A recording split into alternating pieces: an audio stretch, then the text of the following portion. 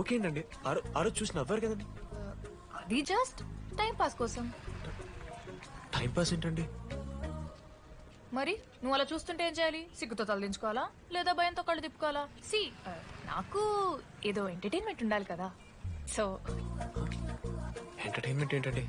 రేపు పొద్దున్న నేను ప్రేమిస్తున్న భర్తలో జ్ఞానం పిచ్చోడే కనిపిస్తే, అర్జున్ రేట్లో కొండలాగా మన ముక్కలు పౌడర్ లాగేస్తే మీరు రెస్పాన్సిబిలిటీ తీసుకుంటారా?